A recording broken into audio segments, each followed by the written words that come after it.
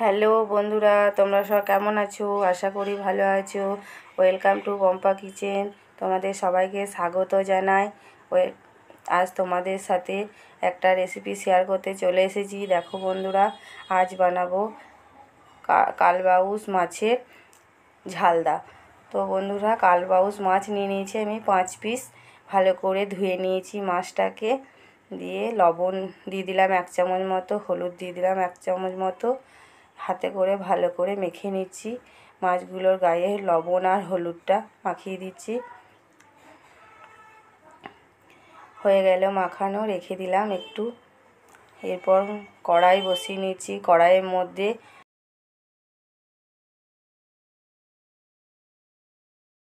বড় চামচে 4 চামচ মতো তেল নিয়ে নিচ্ছি। তেলটা বেশ গরম হয়ে গেছে।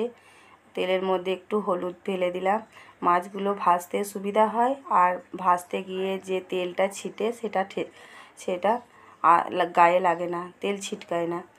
তো বন্ধুরা, খুন্তির সাহায্যে মাছগুলোকে তেলের মধ্যে দিয়ে দিলাম। 5 পিস ভালোভাবে ভাজা হচ্ছে। এবার দেখি অপর পিঠটা ভালো করে ভেজে নেব। মাছের একটু একটু করে হালকাভাবে উল্টে উল্টে দিচ্ছি। দেখো বন্ধুরা, এক পিঠ ভালোভাবে ভাজা হয়ে গেছে। অপর পিঠটা এবার ভেজে নেব ভালোভাবে মাছগুলোকে। এই মাছটা একটু আটকে গেছে, তো একটু ভাজা হোক। অন্য মাছটা তুলে নিচ্ছি, উল্টে দিই। তো এইভাবেই আমি মাছগুলোকে ভালোভাবে ভেজে নিয়েছি।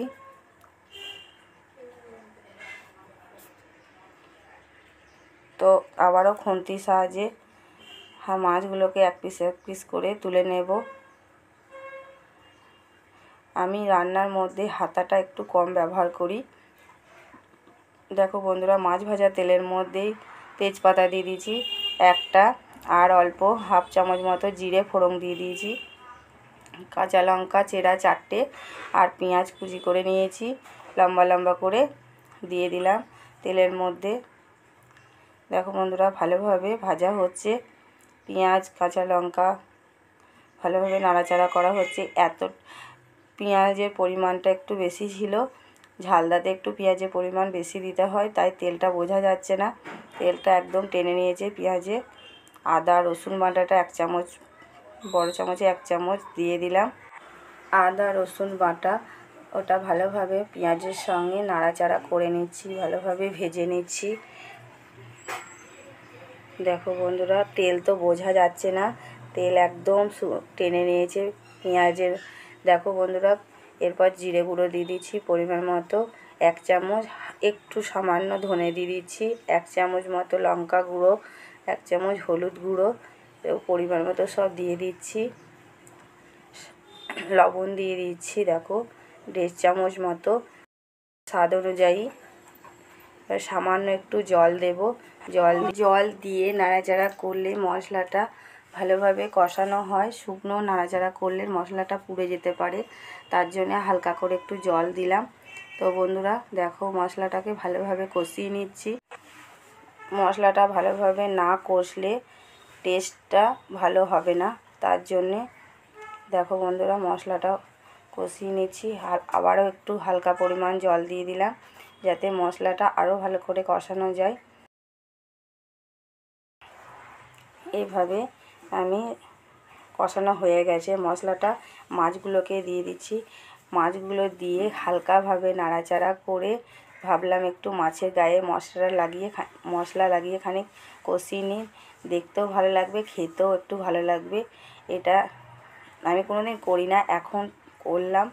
তো বন্ধুরা, জল দিয়ে দিলাম। আর বেশিক্ষণ নাড়াচাড়া করলে মাছগুলো ভেঙে যেতে পারে, তো জলটা বেশি দেব না, অল্প পরিমাণ জল দেব। জল দিয়ে মাছগুলোকে ভালোভাবে নাড়াচাড়া করে ঝোলের মধ্যে ডুবিয়ে দেব। দেখো বন্ধুরা, কালারটা কেমন এসছে বলো বন্ধুরা, খুব সুন্দর এসছে কালারটা। তো শেষে নামাবার আগে এই সর্ষে বাটাটা দিয়ে দেবো, কালো সর্ষে বাটা। তো বাটির মধ্যে ধুলে সর্ষেটা একদম লেগে যায়, ধোয়া হয় না, ওই জন্যে শিলের মধ্যে হালকা একটু জল দিয়ে ধুয়ে নিচ্ছি সর্ষেটাকে। জলটা ফেলে দিলাম। অল্প পরিমাণ সর্ষে হলে এরকম হয়। তো বন্ধুরা দেখো আমার মাছের ঝালদাটা রেডি হয়ে গেছে। এবার আমি সর্ষে বাটাটা দিয়ে দেবো ওপর থেকে। এইভাবে আমি মাছের ঝালদা রেসিপি দিয়ে দিলাম, বানিয়ে নিলাম। আবারও একবার নাড়াচাড়া করে দেব। কাঁচা সর্ষের যে গন্ধটা সেটা ফুটলে পরে বেরিয়ে যাবে, আর গন্ধটা থাকবে না। তো বন্ধুরা দেখো তরকারিটা কেমন ফুটে উঠেছে। শেষে একটু ঢাকা চাপা দিয়ে দিলাম, আবার ঢাকা দিয়ে দেখো ঢাকা খুলে আবার ভালোভাবে নাড়াচাড়া করে নিচ্ছি। তো আমার তৈরি হয়ে গেছে গরম গরম মাছের ঝালদা রেসিপি। আমি ঢেলে নিচ্ছি একটা পাত্রের মধ্যে। দেখো বন্ধুরা কালারটা কেমন এসছে, আর খেতেও অসাধারণ হয়েছিল, টেস্টি হয়েছিল। বন্ধুরা তোমরাও বাড়িতে এরকমভাবে ট্রাই করবে, বানাবে, খুব ভালো লাগবে খেতে। এটা আমার মায়ের কাছে শিখেছি মাছের ঝালদা রেসিপিটি। তো দেখো খুব সুন্দর কালার এসেছে। তো আমার চ্যানেলটিকে যদি ভালো লেগে থাকে অবশ্যই লাইক করো, শেয়ার করো, কমেন্ট করো, আর সাবস্ক্রাইব করতে ভুলো না। তো সেই দিন একটা থালি তৈরি করেছিলাম, সেই দিন করেছিলাম কচু ভাজা রেসিপি। তোমাদেরকে আগেই কচু ভাজার ভিডিও দেওয়া হয়ে গেছে, দেখো বন্ধুরা। কলমির শাক ভাজা সেটাও বানিয়েছিলাম, সেটাও তোমাদের সঙ্গে শেয়ার করেছি। পটল ভাজাটা শেয়ার করিনি, পটল ভাজা দিয়ে দিলাম। কাঁচা তেল দিয়ে পেঁয়াজ লঙ্কা দিয়ে আলু ভাতে মেখেছি, ওটা দিয়ে দেব। মাছটা নিয়ে নিচ্ছি, দেখো বন্ধুরা পিস মাছ তুলে নিচ্ছি। দেখো বন্ধুরা এক পিস তুলে নিলাম, একটু ঝোল নিয়ে নিলাম। দেখো বন্ধুরা দেখো আলু ভাতে মেখেছিলাম দিয়ে দিচ্ছি। আর এটা টক আচার, এটা আম তেল বানিয়েছিল, আম তেল এক পিস আম দিয়ে দিলাম ভাতের মধ্যে, টক টক লাগবে। গরম ভাতের সঙ্গে আচার দিয়ে ভাত খেলে খুব ভালো লাগে খেতে, খুব সুন্দর লাগে।